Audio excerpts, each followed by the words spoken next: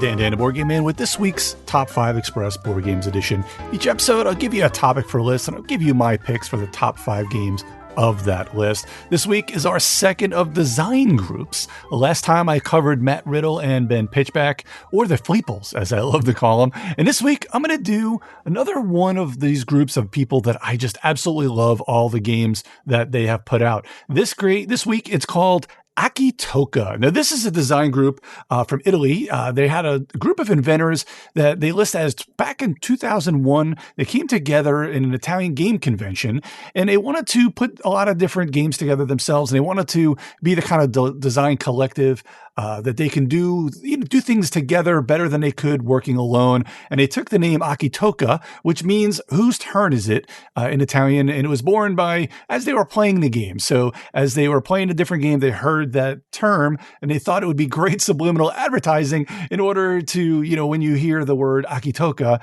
in Italian, when you say whose turn is it, that would be, they would think about this design collective. Now, this collective includes Flaminia Brasini, Virginio Gili, Stefano Loperto, Antonio Tinto. Now, I also believe that we can include Daniele Tascini and Simone Luciani, which are both usually involved with designing games with this group. So I kind of going to throw them in there as well. So it's basically this, these big collective of the Italian designers. I think they're all Italian, but it's Italian design group. What I love about all of these games that they have put out is they're all pretty heavy. So if you're into heavy Euro games, this is going to be the list for you. Now, this is also going to be a list of games that are about an hour and a half to anywhere to 3 hours long on some of these games. So again, if you're a Euro player anyway, you kind of know this going in there that these are going to be heavier games, but boy, oh boy, do I absolutely love every one of these games. Just about anything they put out, I do love.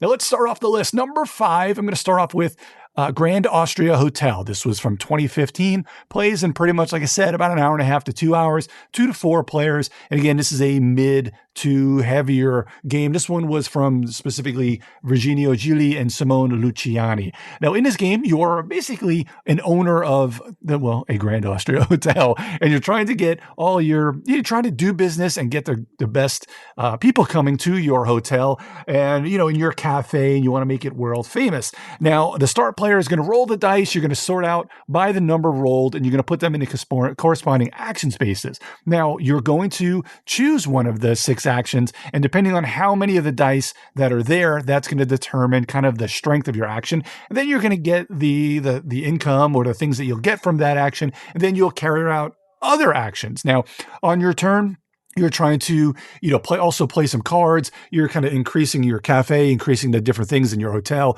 putting different amenities in your hotel to attract, kind of the best clientele that you want, or specific clientele for the different points. There's a bunch of different cards in the game, so the setup is a little bit different each time. A lot of good replayability value, and I really love the depth to this one. The only downside that people complain about, I didn't really notice it when I played it with 4 people.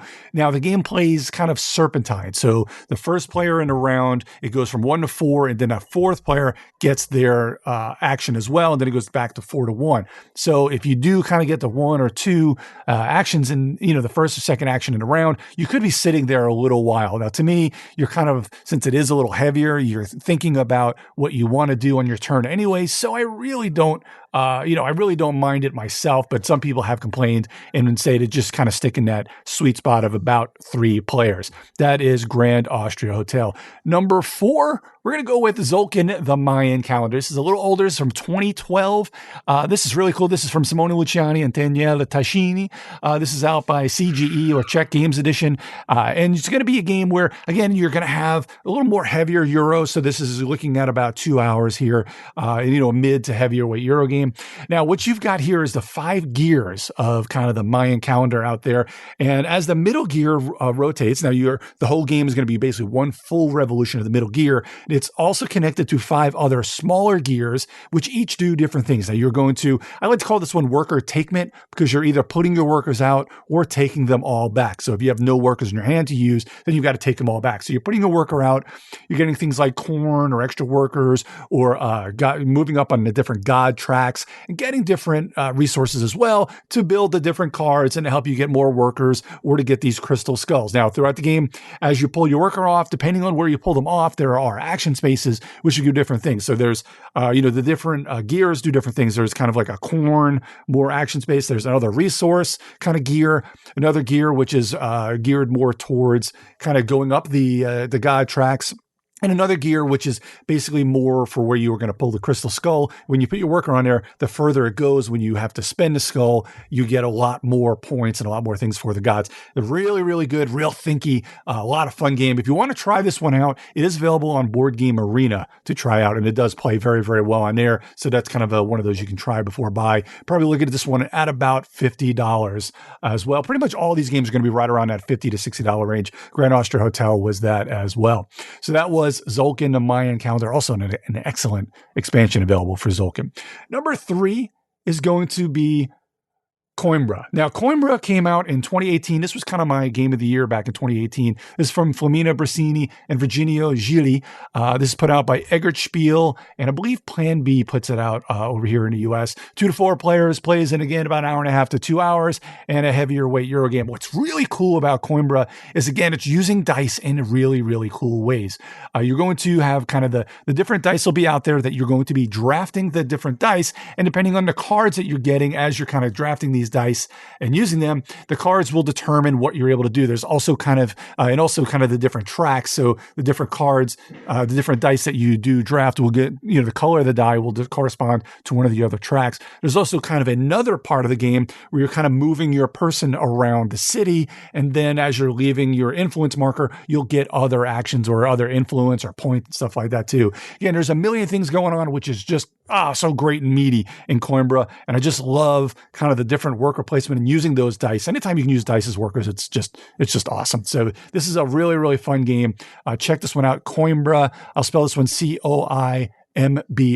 That's Coimbra, which is, is available now. And that is the number 3 game. Number 2 is a game I've kind of mentioned on other kind of heavier lists. Lorenzo Il Magnifico. Boy, this is another, again, one of my favorite games. I really love every one of these games. Lorenzo Il Magnifico, again, which is really cool. This design team kind of likes to use dice in very creative ways. This one came out in 2016, 2 to 4 players, also an expansion available for this one. This plays in about an hour and a half to 2 hours. And this one is from Flaminia Brasini, Virginio Gili, and Simona Luciani, and available from Cranio Creations. And Come On is who puts it out here in the States.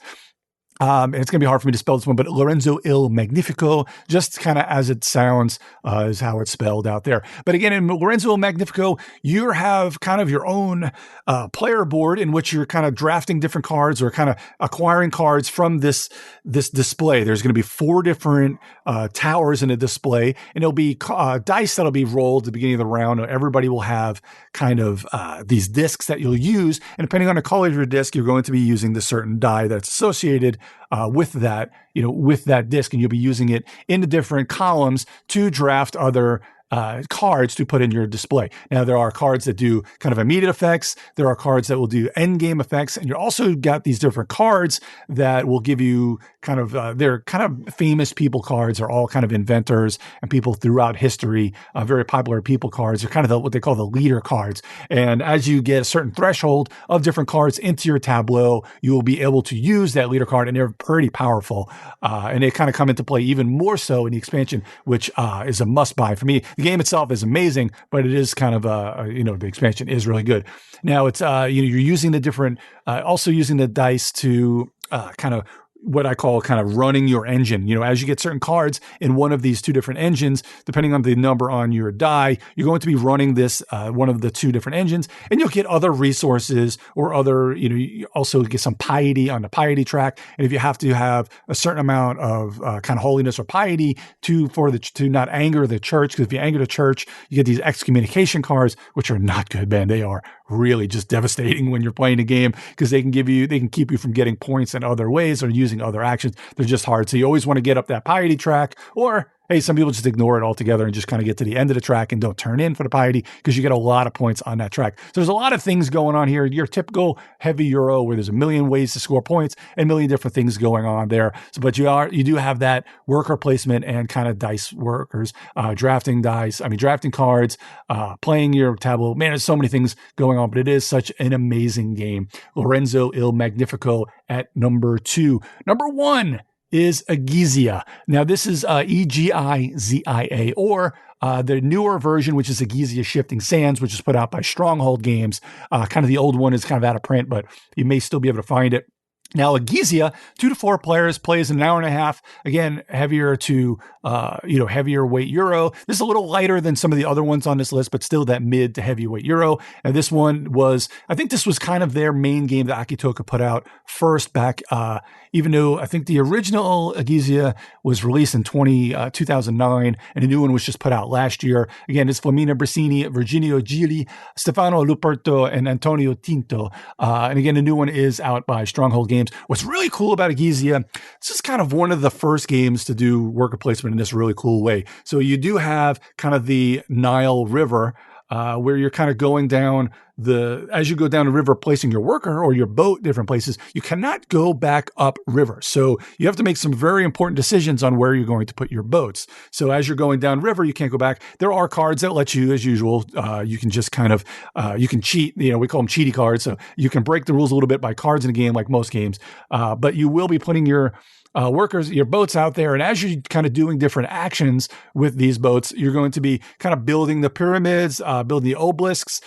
And there's also I think the Sphinx is out there. The Sphinx is the Sphinx cards that'll be out there, but you're building different things and also kind of getting your workers up on different tracks. So as your workers go up, you'll need more stone to pull off these the building action. So you want to be able to have your stone up there. You need to feed your people, which I'm not a big feeding your people fan in games, but it's not really that hard because you get these cards, which will, depending on if, there's also kind of depending on where this one sundial is, there's kind of a green, kind of a yellow, and a red marker where this dial can go. And depending on what cards you have, they feed more in different areas. So you can kind of get into this tug of war in a different areas. So sometimes you may have these fields. The different fields you have with different colors on there. So if you have a green field, it'll work in pretty much any of them. But a red field will only work in the red. So depending on where that sundial is, will be depending on how you can feed them. But again, it's not that hard to feed your people. But there's so much going on here. I believe you only play over, I think there's 5 rounds in the game. Really cool. Gets a lot of real fun things to do on there. And there's a couple other tracks that you're going up to get different, feeding or more stone and different points there. And the new game kind of adds this other way with the obelisks to get more player powers. There's more ways to turn in kind of your the resources in the stone and things like that. So the new game you can actually, with the new version, can play the classic version or you can play the new version. But either way is really, really good. Agizia Shifting Sands, just an amazing game put out by Acchittocca. So there you've got my top 5 games from Acchittocca. Grand Austria Hotel, Zolkin the Mayan Calendar, Coimbra, Lorenzo Il Magnifico, and Agizia. Thanks for joining me today on this week's Top 5 Express Board Games Edition. If you have any questions, please tell me your favorite games by Acchittocca.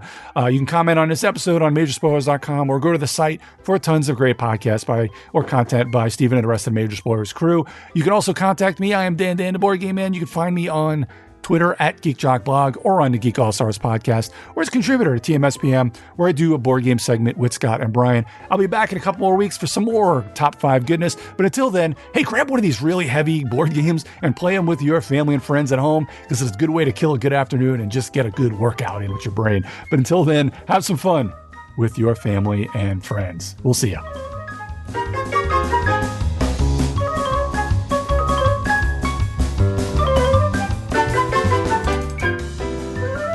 This podcast is copyright 2020 by Major Spoilers Entertainment, LLC.